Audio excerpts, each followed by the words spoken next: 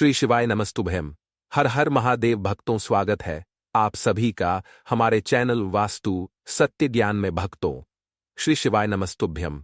हर हर महादेव। दोस्तों, आप सभी लोग जानते हैं कि 28 मई 2025 यानी बुधवार को पड़ रही है ज्येष्ठ महीने की द्वितीय तिथि। और दोस्तों, यह वह तिथि है जो ज्येष्ठ महीने में पड़ने वाली सबसे बड़ी तिथि है, क्योंकि यह बुधवार के दिन पड़ रही है और इसका बहुत ही बड़ा और विशेष महत्व होता है।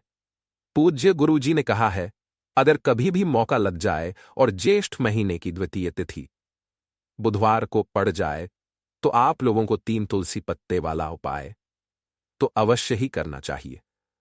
तो चलिए सबसे पहले बात कर लेते हैं सबसे पहले उपाय की, जो कि बुधवार वाले दिन आपको विशेषकर करना है।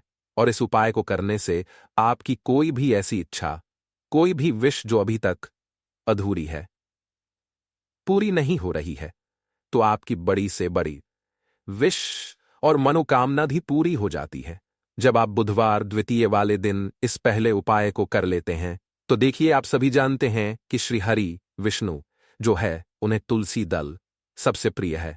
बिना तुलसी माता के श्री हरि विष्णु अधूरे और बिना तुलसी पत्तों के श्री हरि विष्णु का भोग अधूरा है। अब श्री हरि विष्णु को प्रसन्न करके आप अपनी किसी भी मनोकामना को पूरा कर सकते हैं, क्योंकि श्री हरि विष्णु प्रसन्न हो गए तो आपकी कोई भी विश और इच्छा, मनोकामना अधूरी नहीं रहेंगी। देखिए, हम सभी के घरों में माता तुलसी का पौधा अवश्य ही होता है। तो देखिए, हमें तुलसी जी के पौधे से सबसे पहले तो 3 पत्ते तोड़ने हैं। देखो, एकादशी वाले दिन आपको तुलसी के पत्ते नहीं तोड़ने हैं, तो देखिए तुलसी जी के आपको 3 पत्ते तोड़ लेने हैं। और इन तुलसी जी के पत्तों को तोड़ने के बाद आपको एक चुटकी हल्दी भी अपने साथ में लेनी है। हल्दी के अंदर आपको जल मिलाकर के पेस्ट के रूप में तैयार करना है। और इसके साथ में आपको एक दीपक भी लेना होगा। दीपक आप मिट्टी का भी ले सकते हैं, आटे का भी ले सकते हैं। और इस दीपक में आपको शुद्ध घी डाल करके इसमें आपको लंबी रुई की बाती का प्रयोग करना है। देखिए दोस्तों, आपके पास है 3 तुलसी जी के पत्ते हैं। तो पहला जो तुलसी जी का पत्ता है, उस पर आपको सबसे पहले तो जो आपने हल्दी ली है उसकी एक बिंदी लगानी है। और पहला जो तुलसी जी का पत्ता है, आपके घर में भगवान विष्णु का चाहे कोई सा भी स्वरूप हो, चाहे लड्डू गोपाल जी का स्वरूप हो, या फिर भगवान कृष्ण की आपके मंदिर में प्रतिमा हो, या फिर भगवान श्री राम की प्रतिमाएं, उनके सामने आपको पहला तुलसी जी का पत्ता अर्पित करना है। अब देखिए दोस्तों, आपके पास जो 2 तुलसी जी के पत्ते हैं और आपके पास जो एक दीपक है, इन्हें आपको लेकर पहुंचना है अपने ही घर में तुलसी जी के पौधे के पास में। देखिए, सबसे पहले तो आपके पास जो 2 तुलसी जी के पत्ते हैं, उन पर भी आपको हल्दी की एक एक बिंदी लगानी है। और उन दोनों ही तुलसी जी के पत्तों को आपको अपने घर में तुलसी जी के पौधे के वहां पर ही अर्पित कर देने हैं। और इस प्रकार से यह दोनों पत्ते भी तुलसी जी के पौधे के पास में अर्पित करने के बाद अंत में जो आपके पास एक लंबी बांटी का दीपक है, इसे आपको तुलसी जी के पौधे के पास में ही प्रज्वलित कर देना है। जो भी व्यक्ति अपने ही घर पर इस प्रकार से तुलसी जी के 3 पत्तों का यह उपाय कर लेता है, तो उसका परिवार हमेशा खुश रहता है। उसके परिवार में कभी भी कोई भी संकट उत्पन्न नहीं होता है। और यदि आपके घर में जो भी ग्रह क्लेश है वह भी समाप्त होते हैं। तो इस प्रकार से यह सुंदर सा उपाय करना है।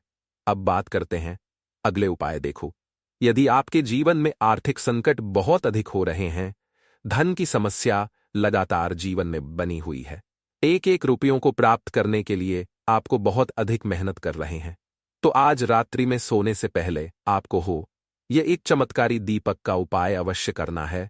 या फिर यदि आपका जो व्यापार है, बिजनेस है, दुकान है, वह अच्छे से नहीं चल पा रही है, तो आज रात्रि में इस विशेष दीपक का उपाय आपको अवश्य करना चाहिए। देखो दोस्तों, दीपक हमारे घर में सभी नकारात्मक शक्ति को बाहर करता है। यह उपाय आपको साल में केवल एक बार करने का ही मौका मिलता है। देखिए, इस उपाय के लिए आपको तुलसी जी की जो सूखी लकड़ी होती है उसे ले लेना है।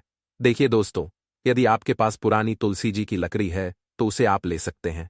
और यदि आपके घर में तुलसी जी जो लकड़ी है वह सूखी हुई है, तो उसकी लकड़ी आप तोड़कर के इस्तेमाल कर सकते हैं। लेकिन आपको ध्यान रखना है कि सूर्यास्त से पहले पहले ही आपको यह जो तुलसी जी की लकड़ी है, इससे अवश्य ही तोड़ लेना है। तो इस उपाय के लाओ ननुमुनदो छो साशो नासे इये आपको सबसे पहले तो एक मिट्टी का दीपक लेना होगा, चाहे तो आटे का दीपक भी ले सके, क्योंकि आटे का दीपक सभी दीपक सर्वोत्तम माना गया है। इस दीपक के अंदर आपको शुद्ध घी का प्रयोग करना होगा और इससे दीपक के अंदर आपने जो तुलसी जी की लकड़ी ली है उसे भी रख देना है। लेकिन ये जो तुलसी जी की लकड़ी है, इसमें आपको चारों तरफ अच्छे से घी लगा लेना है। देखिए, गुरुजी ने बताया है कि जो तुलसी जी की लकड़ी है, यदि आप उपाय करते हैं और बहुत ही शीघ्रता से जल जाती है, तो इसके लिए आपको एक कार्य करना है। आपको थोड़ी सी रुई ले लेनी है और उस रुई को आपने जो तुलसी जी की लकड़ी ली है उस पर अच्छे से चारों तरफ लपेट देनी है। तुलसी जी की लकड़ी के ऊपर रुई लपेटने के बाद इसे आपको पूरा घी के अंदर डुबो लेना है। अब इसे आपको बाती के रूप में प्रयोग करना है।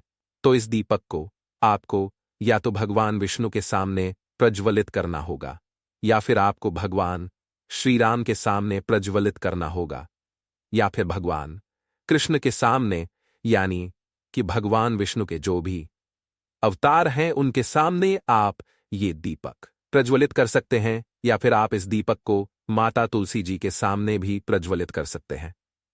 पूज्य गुरुजी ने बताया है कि जो भी व्यक्ति इस प्रकार से तुलसी जी की डंडी से यह दीपदान कर देता है, उसके जीवन में कभी भी धन की समस्या नहीं होती है। इसलिए आपको यह पूरे साल में केवल एक बार ही मौका मिलता है। इस उपाय को करके देखना, आपकी सभी इच्छाएं जरूर पूर्ण होंगी। ये जो उपाय है, रात्रि में सोने से पहले करना है। ये अब सर्वश्रेष्ठ होने वाला है। देखिए, इस उपाय के लिए आपको मात्र 5 हरे मूंग के दाने ले लेना है। देखिए, तिथि है और ये बुधवार के दिन पड़ रही है, इसीलिए आपको 5 हरे मूंग के दाने लेना है। हरे मूंग के दाने आपको साबुत लेने हैं, खंडित नहीं होने चाहिए। इस बात का ध्यान रखें। और इसी के साथ में आपको एक तांबे के पात्र के अंदर अपने घर से शुद्ध जल ले लेना है। अब दोस्तों, इन सभी सामग्रियों को लेकर के आपको सीधे पहुंच जाना है भगवान शिव के मंदिर में। देखिए, इस उपाय को भी आप सुबह भी कर सकते हैं और शाम के समय में भी कर सकते हैं। देखिए, भगवान शिव के मंदिर में पहुंचने के बाद आपके पास जो 5 हरे मूंग है, उनमें से पहला जो हरा मूंग है, आपको शिवलिंग के सामने जो नंदी महाराज होते हैं और उनका जो पैर उठा हुआ होता है, वहां पर आपको पहला हरा मूंग समर्पित कर देना है और आपको ओम नमः शिवाय इस मंत्र का जाप कर लेना है। फिर आपको दूसरा हरा मूंग लेना है और शिवलिंग पर जो श्री गणेश जी वाला स्थान होता है, वहां पर आपको यह दूसरा हरा मूंग समर्पित कर देना है। यानी कि शिवलिंग के सीधे तरफ आपको यह दूसरा हरा मूंग समर्पित करना है और फिर आपको ओम नमः शिवाय या फिर श्री गणेशाय नम इस मंत्र का जाप कर लेना है। तीसरा हरा मूंग का दान आपको भगवान उसी जलाधारी के बीच में जो कहीं कहीं उठी हुई लाइन होती है सांप की आकृति के रूप में, वहीं पर आपको तीसरा हरा मूंग समर्पित करना है और फिर आपको ओम नमः शिवाय इस मंत्र का जाप कर लेना है।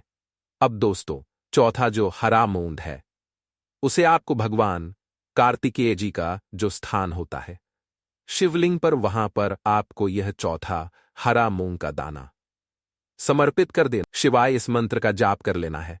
अब दोस्तों, आपके पास जो 5वां और अंतिम हरा मूंग बचा हुआ है, उससे आपको उससे जल के पात्र के अंदर डाल देना है और इस हरे मूंग से युक्त जल से आपको भगवान शिव के शिवलिंग का अभिषेक कर देना है। जल आपको बिल्कुल धीरे धीरे समर्पित करते जाना है और लगातार आपको शिव महापुराण के मूल मंत्र श्री शिवाय नमस्तुभ्यम इस मंत्र का जाप करते रहना है। फिर आपको शिवलिंग के सामने बैठकर, यदि आप अपने बच्चों के लिए यह उपाय कर रहे हैं, यदि आप अपने बच्चों की बुद्धि, ज्ञान और विवेक के लिए उपाय कर रहे हैं, तो उसके लिए आपको प्रार्थना कर लेनी है। या फिर व्यापार में वृद्धि करने के लिए यह उपाय कर रहे हैं, तो उसकी कामना करते हुए आपको प्रार्थना कर लेनी है। या फिर अपनी नौकरी के लिए कर रहे हैं, या फिर अपने इंटरव्यू के लिए, या फिर अपने इंटरव्यू के लिए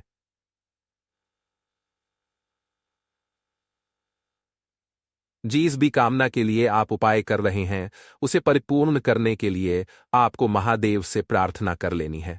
और फिर आपको वापस अपने घर आ जाना है।